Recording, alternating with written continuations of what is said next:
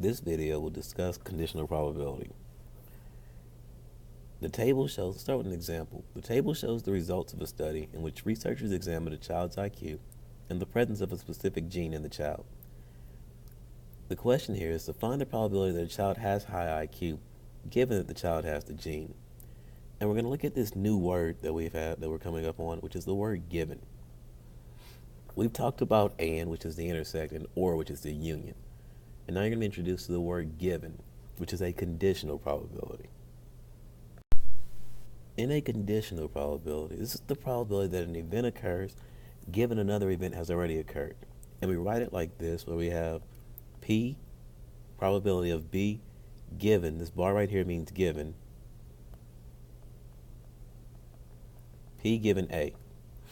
And the way we read it is the probability that B given A has already occurred. So what you're doing now is you're restricting the sample size or the sample space that you're looking at. And so when we look at this example, you'll see that we're restricting our sample space. When we write the word given here, we're restricting our sample space to only the people that are, or in this case, given that the child has the gene. So in order to get into this actual sample, you have to have the gene present. So we're only interested in these people right here. We restricted our sample size to just these 72 people. We don't care about the entire 102 people. We only care about the people who have the gene present. And now that we know that the people who have the gene present we're interested in, out of those who have the gene present, I want to know how many of them have high IQ. So this comes down to, let's give these some letters real quick. Let's label this as high IQ. Let's call it H. And let's call it normal IQ, which means you don't have high IQ, H prime or H complement. We'll call the gene G. We'll call the gene not present G prime, which means you don't have the gene present. And so this is going to give us this formula for P of B given A. So the probability of B, given that A has already occurred, restricts everything in the sample to just A. So we'll write that like this. This is just the marginal of A, the probability of A at the bottom. We're restricting it to just A. And then in order to actually go into the sample, you have to have both qualities, A and B. So we'll write that like this, the probability of A intersect B. So using our letters for our example, we'll write it like this. Given, in order to go in the sample, you have to have the gene present. So I like to write my condition or my given first. So the bar means the condition or the given. The given is that you have the gene present. Well, gene present here is G. And then they want to know if the child has the gene present, what's the probability they have high IQ? So you're looking at H. And we can write that as, again, set the denominator first, restrict the sample to the probability of just G, which is down here, over the probability of H and G, high IQ and the gene present. So we know H and G, well, that's going to be like this. That's high IQ and the gene present, so that's going to be the 33 people that are sitting inside of both those. So that'll be 33 out of, we already restricted the bottom to 72, and that's equal to 0.458, or about 46% of the people who have that. We can use this definition of conditional probability to establish independence. Remember that independence is the probability, or is that one event occurs, it doesn't affect another. Well, in terms of a condition, you already have an event occurring. And again, we write that as the probability of B given A, which means A has already occurred, so it shouldn't affect B.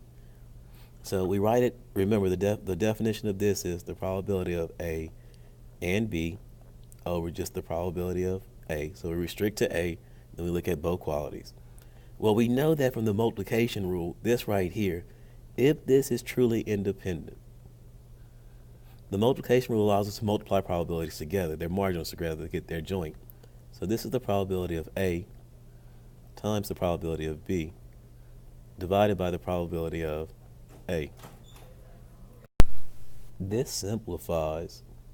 If we look here, you have probability A on top and bottom. We're left with just the probability of B.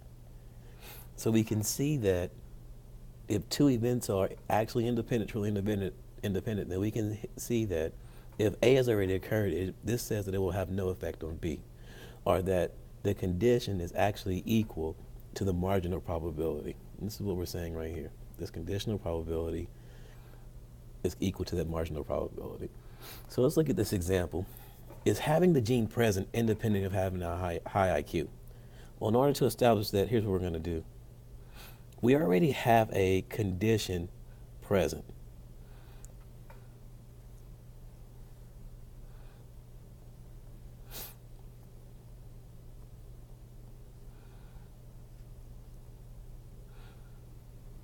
And that condition that we already set up is this right here, H given G. Well, if they're truly independent, then the probability of H given G should actually be equal to the probability of just H. Because we've already know that the condition, or the restricted sample size, is this G. That means that H should have no effect, or that G should have no effect on H, given that it already has occurred. And we already know that the probability of H given G is 0.458. Well, all we need to do is find the probability of G, or the probability of H, I'm sorry. So the probability of H goes like this.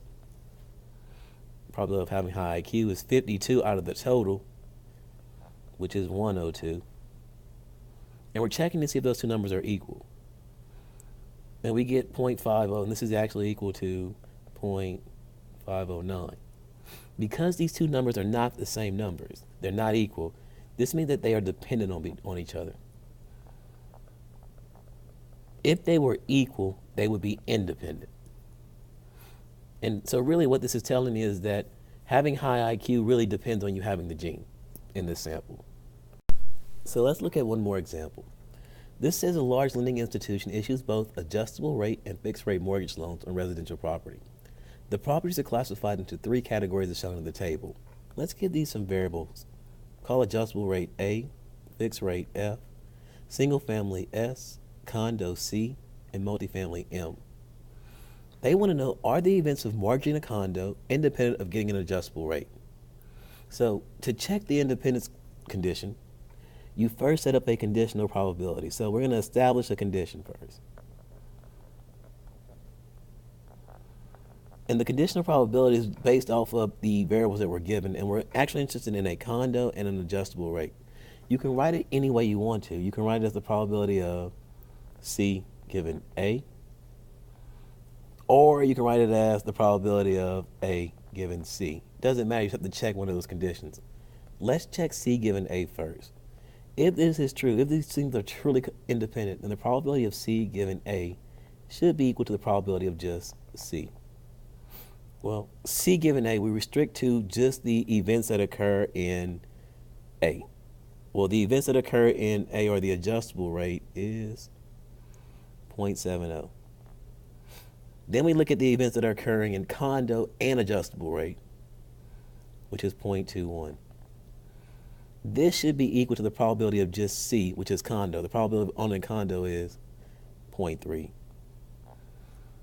Now, if we divide 0.21 by 0.7, we get 0.30, and that does equal 0.30. That means that these two things are independent, which means that owning a condo has no effect on the rate you're going to get, or an adjustable rate. They're independent of each other. And again, you can check it from probability of A given C. This should be equal to the probability of just A. And so again, this restricts to all the events that occur in C. Well, we're looking at all the events in C, and that'll be equal to, the denominator is set equal to 0.7. I'm sorry, the denominator is set equal to 0.3 this time. And A and C is 0.21. And that equals to the probability of the adjustable rate, which is 0.70. Well, we divide these two, we get 0.7 is equal to 0.70. And again, because they are the same numbers, that makes them independent. So when you want to check independence through a mathematical formula, you use the conditional probability.